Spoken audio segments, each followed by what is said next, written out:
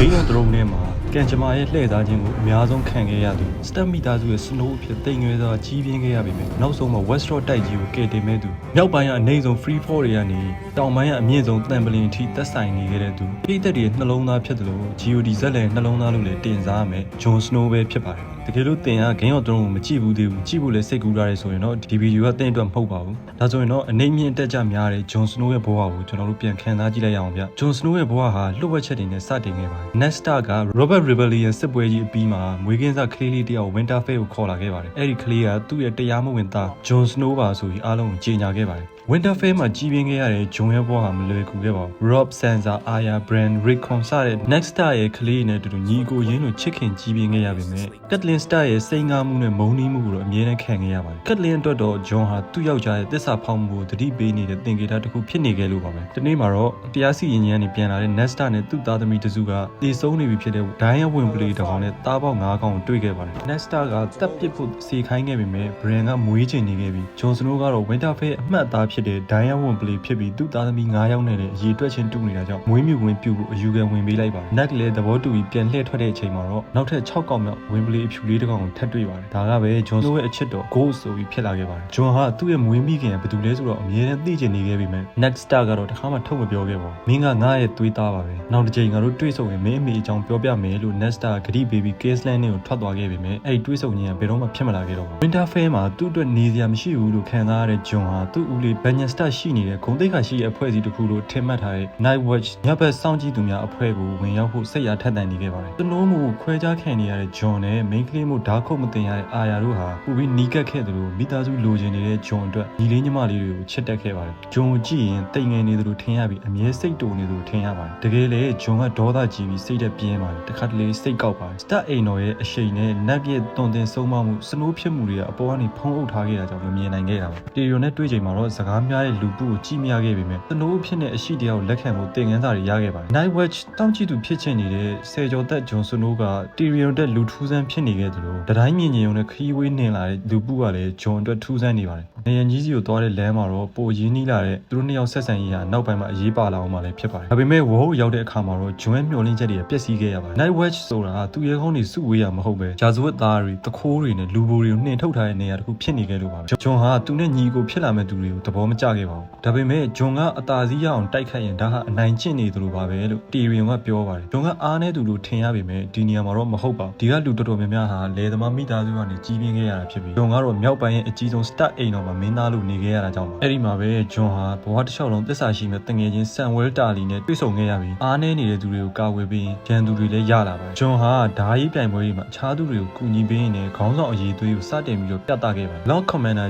Jeor Mormont က Jon ရဲ့အရေးသွေးကိုမြင်တွေ့သွားပြီးသူ့ရဲ့အကူအဖြစ်အနားမှာခေါ်ထားခဲ့ပါတယ်တိုက်ခိုက်ရေးသမားသားဖြစ်ချင်နေတဲ့ Jon Snow ကတပွဲတို့တယောက်လိုခစားနေရမယ့်အလုပ်ကိုမလိုချင်ခဲ့ပေမဲ့သူ့တငယ်ချင်း Samwell ကတော့ဒီနေရာဟာအရေးပါကြောင်း Jon ပြောပြပြီးအားပေးခဲ့ပါတယ် Ghost ကတော့ Jon သွားရအမြဲပါနေသေးပါပဲ Jon Sam နဲ့အခြားညီကိုတွေလည်းတင်တန်းဆင်းလာပြီး Night Watch အဖြစ်နဲ့သစ္စာဆိုခဲ့ကြပါတယ် Jon တို့ဟာညဆောင်တက်ရဲ့တရားဝင်စောင့်ကြည့်သူတွေဖြစ်သွားခဲ့ပါတယ်အဲ့ဒီအချိန်မှာပဲသူ့အဖေ Ned Stark King's Landing မှာအသက်ခံရပြီး Rob ကလည်းမြောက်ပိုင်းကနေစစ်တပ်ကြီးနဲ့ထွက်သွားပြီဆိုတော့သိရတဲ့အချိန်မှာတော့ Jon ဟာမိသားစုနဲ့ Night Watch သစ္စာကြားမှာပြားများရပါတော့ Jon ရဲ့ Stark သွေးတွေကတားဆီးမရနိုင်တော့အောင်စူပွက်လာချိန်မှာတော့ Jon ဟာ Rob နဲ့ပူးပေါင်းမှုထွက်သွားခဲ့ပါတယ်ဒါပေမဲ့လည်းလမ်းမှာပဲသူ့ရဲ့ညဆောင်ညီအကိုတွေကပဲပြန်လဲခေါ်ဆောင်လာခဲ့ပါတယ် Mr. Aemon ကအချစ်ဆိုတာတာဝန်ရဲ့တည်ဆုံးမှုပဲဆိုတဲ့စကားကိုပြောပြပြီးသူ့ဘဝအတွေ့အကြုံတွေနဲ့ရှင်ပြနားချပါတယ်အချစ်နဲ့သစ္စာစောင့်သိမှုတွေကြားမှာ Jon တယောက်ဆိတ်ရှုပ်နေခဲ့ပြီးသူရဲကောင်းတယောက်ဖြစ်လာမဲ့တုံ့ဖြတ်ချက်တွေကိုထားခဲ့ရတဲ့အချိန်တွေလည်းဖြစ်ပါတယ်တရက်မှာတော့ Drain အပြင်ဘက်ကနေတည်လာတဲ့အလောင်းကောင်တစ်ကောင်က Witch အဖြစ်ပြောင်းလဲသွားပြီး Jeor Mormont ကိုတိုက်ခိုက်မဲ့အချိန်မှာ Ghost ရဲ့တတိပေးမှုနဲ့ Jon ရဲ့စိစက်မှုတို့ကြောင့် Lord Commander ကိုကာကွယ်နိုင်ခဲ့ပါတယ်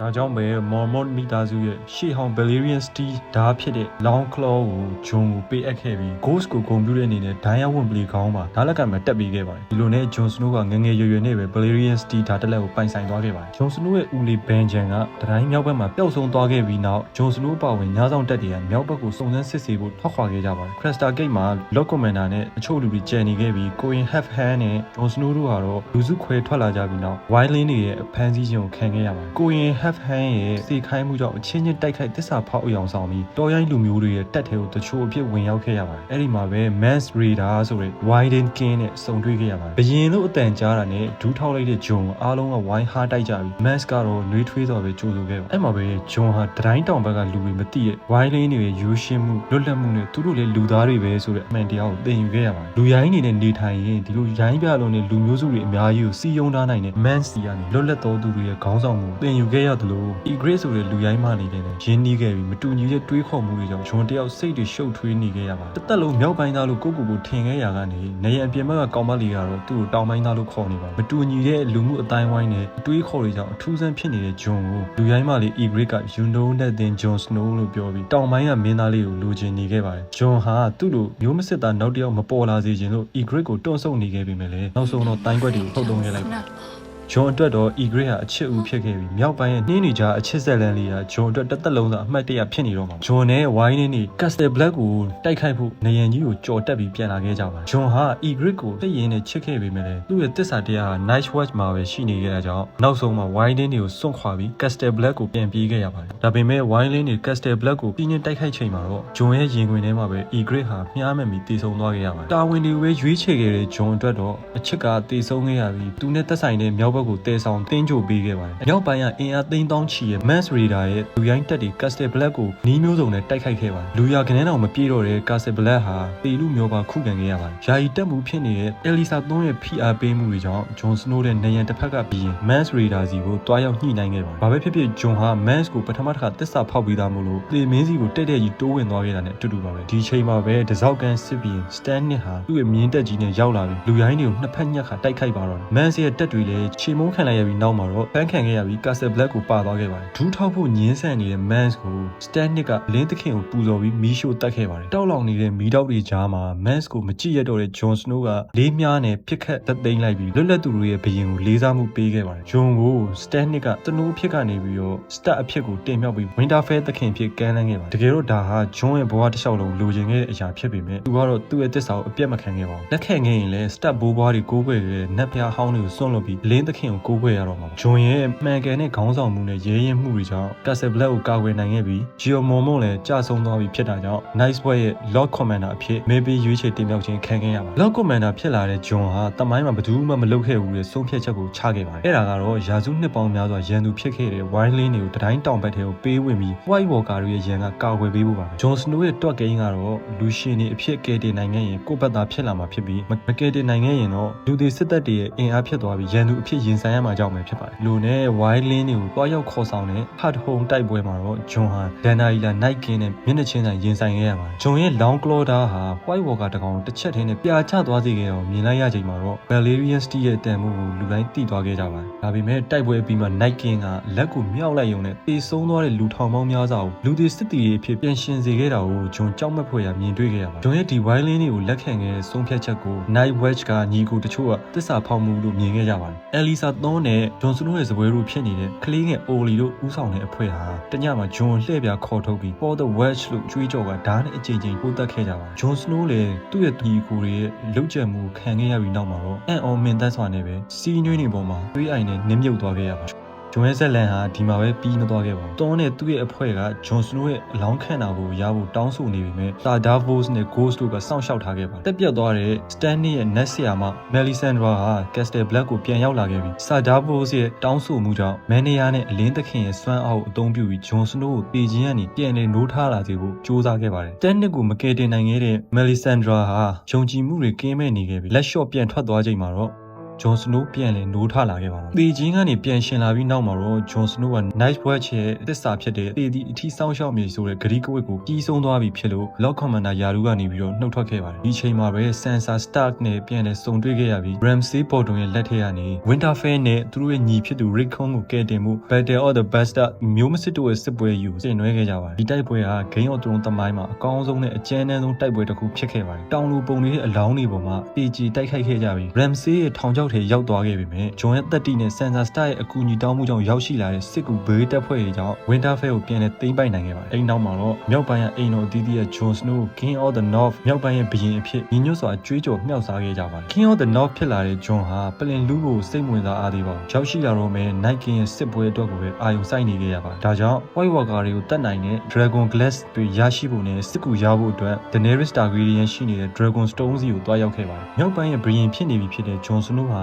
Daenerys ကိုဒူးမထောက်ခဲ့ပဲညဘုရင်အကြောင်းကိုသာပြောနေတဲ့အတွက်ပထမတော့အခြေအနေတွေတင်းမာခဲ့ကြပါတယ်။ Tyrion ရဲ့ဂျောင်းဝင်စီးစက်ပေးမှုနဲ့ Daenerys က Jon Snow ကို Dragon Stone မှာရှိတဲ့ Dragon Glass တွေကိုတူးဖော်ခွင့်ပေးခဲ့ပါတယ်။ Dragon Glass ကူထဲမှာ Children of the Forest လို့ခေါ်တဲ့ခေတ်လူမျိုးစုကလေးငယ်တွေရေးဆွဲခဲ့တဲ့ပစ်ကြီးတွေကိုအတူတူကြည့်ရင်တယောက်ကြောင့်တယောက်ပုံမနားလည်လာပြီးလေးစားမှုတန်ရောစင်တွေစတင်ညှိတွယ်လာခဲ့ပါတယ်။ Jon နဲ့ Daenerys တို့ပြေလည်သွားကြပေမဲ့ Lannister တွေကိုတော့စီးယုံလို့မရပါဘူး။ဒါကြောင့်နေရမြောက်ဘက်မှာ Witch တကောင်ရအောင်ဖမ်းမှုထွက်လာခဲ့ကြပါတယ်။နေရမြောက်ဘက်မှာ White Walker တွေနဲ့ဝိုင်းရံချင်းခံခဲ့ရစဉ်မှာတော့ Jon ရဲ့ Ankle Bandage ပြန်ပေါ်လာခဲ့ပါတယ်။ဒါပေမဲ့သူကတာမန်လူမဟုတ်တော့ပါဘူး။ခိုးဟန်းလို့ခေါ်တဲ့ရှင်ရင်းနဲ့တေချင်းကြားကတရဝါတကောင်ဖြစ်နေခဲ့ပါတယ်။ Daenerys ကသူမရဲ့ငကား၃កောင်နဲ့လာရောက်ခဲ့တင်ခဲ့ပါတယ်။ဒီပွဲမှာသူမရဲ့ငကားတစ်ကောင်ဖြစ်တဲ့ Viserion ကိုထိဆုံးသွားခဲ့ရပါတယ်။ Daenerys ရဲ့စနစ်တကျကူညီပေးမှုနဲ့တက်တီကိုမြောက်ဝထက်နေတွေ့မြင်လိုက်ရတဲ့အတွက် Jon Snow က Daenerys ကိုသူ့ရဲ့ဘုရင်မအဖြစ်တရားဝင်သစ္စာခံခဲ့ပါတယ်။ King's Landing ကဆွေးနွေးပွဲတွေအပြီးမှာတော့ Winterfell ကိုတင်းမောနဲ့တူတူပြန်လာတဲ့လမ်းမှာသူတို့နှစ်ယောက်ဟာချစ်သူတွေအဖြစ်စတင်ပေါင်းစည်းခဲ့ကြပါတယ်။